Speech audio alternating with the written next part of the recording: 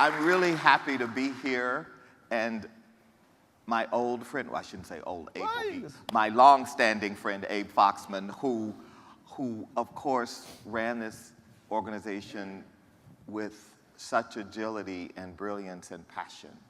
And of course, you have inherited this remarkable platform for justice in the world.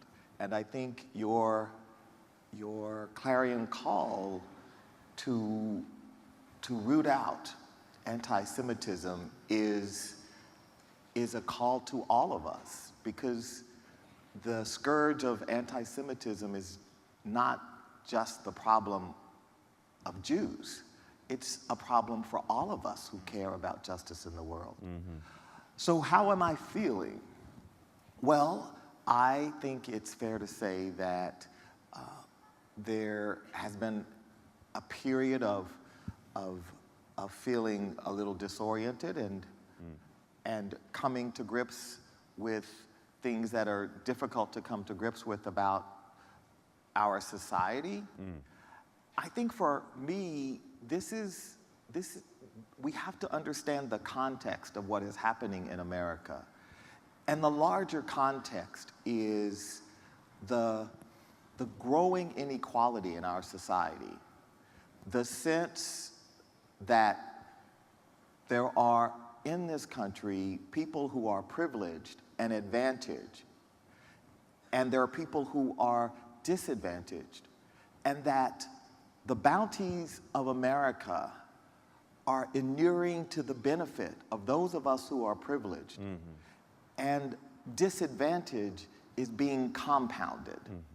And that reality is a reality that far too many Americans are experiencing.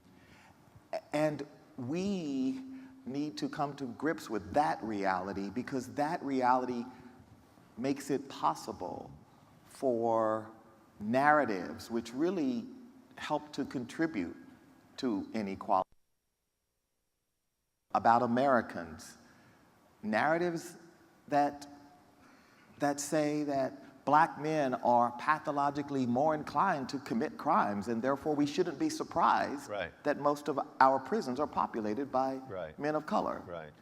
That women simply aren't geared to do certain jobs and therefore shouldn't be paid certain wages.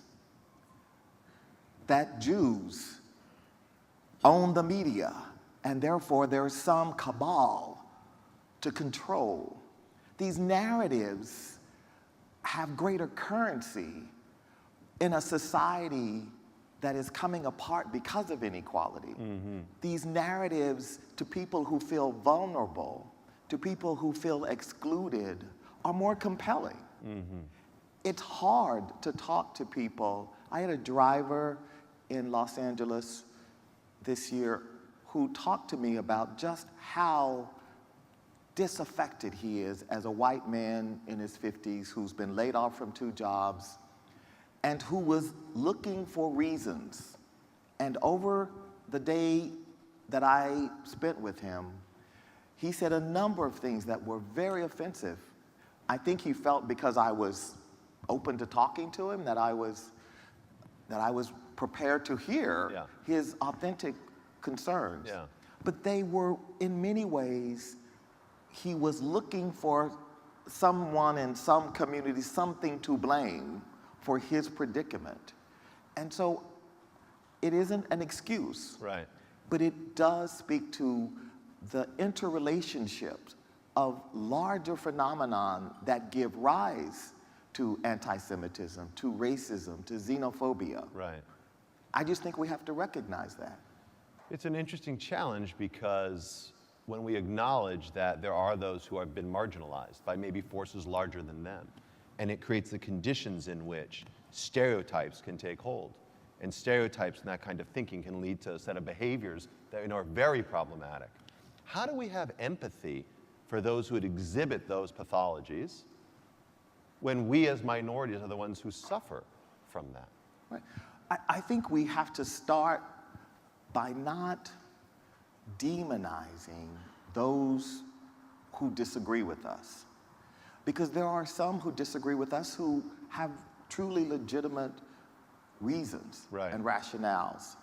And I think we will never appeal to extremists. But the thing about America is that we are a country of people of goodwill. Mm-hmm. I feel it. I felt it on my own life journey. Mm-hmm.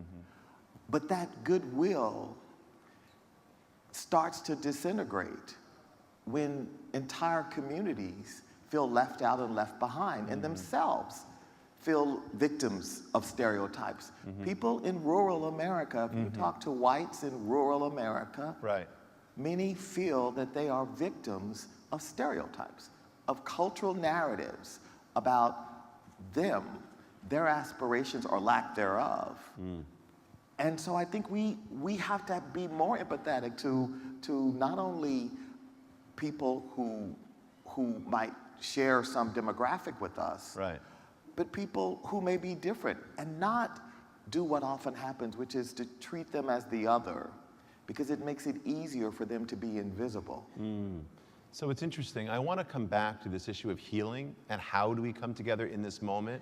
But when you talk about narratives, let's just put it on the table. Let's talk about Ford's narrative, because the Ford Foundation has a narrative, as you and I have discussed before.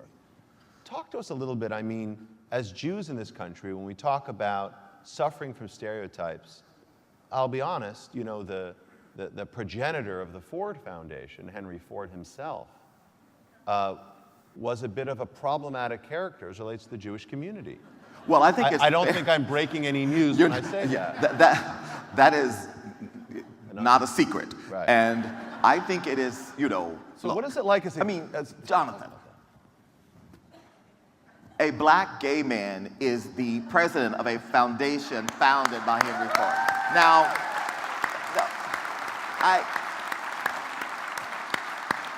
I say that to say, this is why I love my country, and I deeply believe that whatever challenge lies before us, we can solve it. Yeah. A country that allows a poor kid from a little town in Texas to have the opportunity that I have and the enormous privilege that I have is one of the reasons I am simply hopeful. What I worry about in our society is what is the threat? Because we are told that the threat to our democracy is terrorism or a pandemic or climate change.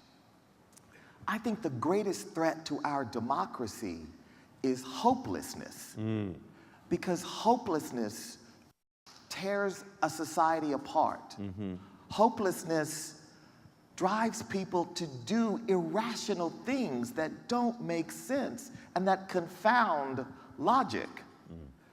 And so when I look at the narrative of the Ford Foundation, it is certainly confounding on some level that I would be president, but it actually makes a lot of sense, I think. And I think part of our history at Ford is being comfortable with who we are in that history. I think it's one of the challenges in this country is that we create narratives about our histories that don't give room and space for the dualities of that narrative to actually be talked about. And so I put Henry Ford in the context of a society where anti-Semitism was rampant. Absolutely. Well-meaning, liberal people routinely acted with anti-Semitic behavior. Eugenics was the Roosevelts, the Rockefellers, the Carnegies, everyone supported the idea of eugenics. This was not some marginal movement. But Henry Ford holds a special place. He does for us.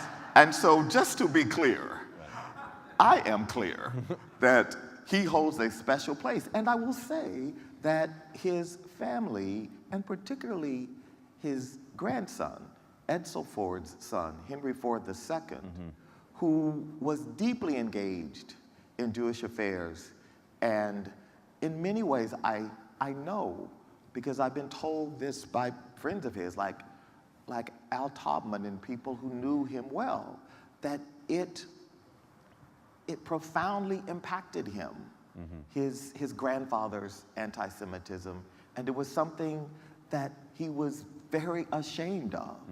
And the family, I think, today has really taken on the mantle of philanthropy and the mantle of pluralism. And within the family, there is much intermarriage of religion and race, and all different sorts of people are represented in the Ford family. So I think we evolve over time. Here, here. I want to say up front, you know, we at ADL are deeply committed to our civil rights agenda and profoundly passionate about mass incarceration and criminal justice reform and education equity and economic opportunity and breaking the school-to-prison pipeline. All these things which we feel are vital for the good society and so important to our shared future. And so many of us were then so troubled, so troubled by the movement for Black Lives and this platform that I referenced in my remarks. It would be helpful to get your perspective on it. Sure.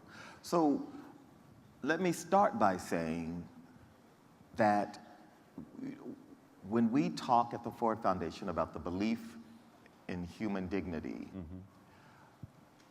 one of the reasons Black Lives Matter was so potent was because of that simple assertion, which some people were compelled by and some people were offended by. I think that the assertion of Black Lives Matter was necessary in a country where it is incontrovertible that Black lives have mattered less. Throughout our history, one of the real challenges of America is our desperate need to have a romanticized notion of who we are as a people, and our inability to come to grips with the duality of the American narrative. And that, on the one hand, we are the most liberal, open, mobile, opportunity country in the world, and that our history is rooted in these noble aspirations. But our reality is rooted as well in the fact that, in this example, Black lives were mathematically and constitutionally not equal at the start of our country. And throughout American history, the occasion upon which we have been reminded of that, from Jim Crow to the mass experimentation on African American citizens, on our bodies without our knowledge, the treatment of African Americans as legal chattel, all of these things are a truth that speaks to that reality, that Black lives have mattered less. And by asserting that they matter now and that our lives should be equal, it is striking the response that some feel necessary. And so on the issue of why we support them, that's why we supported them. I too was surprised that after our grant was made, we saw that platform. And you and I, shortly after that platform was published, were on the phone talking about that platform, which, like many manifestos, is expansive and has dimensions of it which I certainly wouldn't agree with. I have no interest in changing our capitalist system to another model of an economy, although I think our system of capitalism needs to be more inclusive. So there are absolutely things that troubled me. But the thing that troubled me the most was the demonization and singling out of Israel. Right. And I think we have certainly made it known to the organization that, as with all of the organizations we support, we don't seek to censor or to direct an organization as to what they must do. But we do consider their behavior when they come to us for grants. Right. And so I imagine we will be asked for money. And I think we will consider their behavior. And I think in this example, the behavior is simply not acceptable. Right. And they will need, no, it is, I would say this, and again, this is, I don't want to feel that I'm playing to the crowd. I would say this if they said, as someone said recently to me, an African American made a very anti-immigrant remark about how, the jobs the low-level jobs for blacks that used to be for us are now being taken and are being, that's not acceptable. I mean, we can have a conversation about the labor market, but to demonize Mexican immigrants is not the way to go.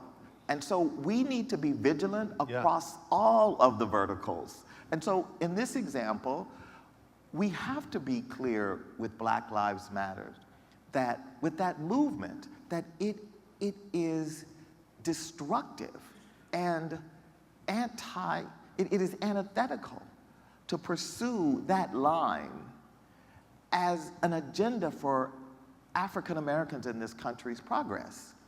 It does not add up for me. So then so where does it come from? Because I think we are in profound agreement about the dehumanization of African Americans over hundreds of years. And again, in your wonderful speech, when you skipped the 60s, when Jews were on the front lines and very unpopular in many places. There were Jewish department stores that were boycotted in the South because Jews in the South were marching and supporting African American civil rights. So there's a long history that we have to recognize. But I think that there is something that we have to be comfortable with and talk about that's happening on some of the campuses, and where the lines are being blurred between what is civil and what is not civil discourse. So let's go right to that. Let's go right to this issue of intersectionality, because I think many of us struggle to understand what Israel was doing in a platform that ostensibly was about criminal justice reform and economic empowerment. So help us make sense of what is intersectionality, and more importantly, where do we as Jews fit into it? So, because I would say the civil rights struggle, the Jews marching with the African Americans in the South, that sounds to me like intersectionality. No, that is intersectionality. So what's happened? I think that intersectionality remains. I think what happens is that there are forces that seek to divide, and the power of the Jewish community and the African American community is a potent force. And there are forces that would seek to divide our communities. And I think part of what you are seeing, and those forces come from all sorts of places, and not just in the United States. And I think what we have to do is to fortify ourselves for that and to deal with that head on, that we won't allow our communities to be divided. I can't tell you how much I appreciate that. So what do you see as some of those opportunities for continued cooperation? or maybe areas that need additional investment from this kind Well, of I think, collaborative some of dynamic? the things that you and I talk about that ADL is interested in, you're interested in, you have a record of working on, I think it is very important that on issues like the need for criminal justice reform, or ending mass incarceration, which recognizes that the war on drugs has really been a failure, and that the war on drugs, as John Ehrlichman eloquently and clearly stated, was a racist response to the Nixon administration's view that African Americans and hippies were two of their enemies. And that the creation of this war on drugs, which was concretized and extended by every successor administration, has been so harmful. And to hear other people, not just African Americans and Latinos who have been disproportionately, but to hear the voices of organizations like ADL, as you are doing, standing with the organizations who are the traditional civil rights organizations, and the new organizations who are out there fighting mass incarceration, is hugely important. So what we need is your voice on these issues. And our voice needs to be amplified on the issue of anti-Semitism. And we have to, in our community, we should be, our ministers from the pulpit should be preaching about the scourge of anti-Semitism and its connection to racism in a society, and how that is not, these are not separate issues. Right. They are a scourge across all of our communities, and they affect all of our communities. Right. The same people who are anti-Semites are often racist Absolutely. too. And so you can't simply say, we're focused on racism and not understand the power of anti-Semitism too. Yeah, I entirely agree. One of the things that's interesting as we talk about this, and I think about sitting up here with you, we are the CEOs, respectively, of two of the maybe most important legacy institutions in these United States of the last 100 years. And You are, not me. well, I think both, Ford and ADL. And as we look ahead, we're moving into this moment where young people are deinstitutional, right? Where centralized is giving away to very decentralized. As a CEO of a legacy institution, how do you think about your role in this very brave new world? Look, no matter what we hear about the way millennials like to organize themselves and communicate and mobilize, institutions matter. And we know that today more than ever, because a democracy needs durable, resilient institutions that exist over generations, because many of those battles are generational battles. And so to simply say, well, our organizations should just go away and be replaced by some crowdsourced platform, is Right. not sufficient, Right. or to be created, morph into, some digital platform, and that could do the work of our. You have to have the capacity to mobilize, and not just mobilize by clicking, mobilizing by getting people passionately concerned and deeply engaged on the issues, not sitting on your computer and clicking and signing up and doing what a lot of people do and calling it engagement. I couldn't agree more.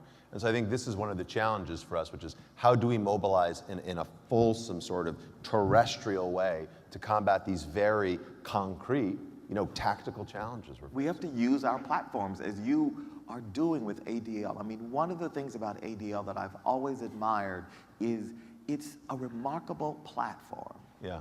And the capacity of the institution to be a force is a function of how much and how well the leadership leverages that platform. AID did an extraordinary job of just understanding, first, the power of the idea that we have to address anti-Semitism, and then the ability to mobilize and passionately, intelligently, thoughtfully speak truth to power.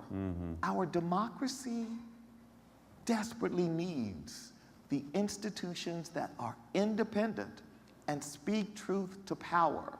And in a society where there is growing inequality, there are fewer institutions willing to step up and speak truth. Because the risk for speaking truth in a society where inequality is rampant is that you will be silenced. Because those with power will seek to silence you. Democracy and the American democracy needs ADL today more than ever. Look, I am excited and I am like giddy to explore how we can build together, how we can make an impact on the ground in the African American and Jewish communities and make sure those bonds remain as durable and as resilient as they need to be. I think all of you know why Darren is, I could talk here all day with him. He is so special, he is so visionary, and we are so lucky to have him. Darren Walker.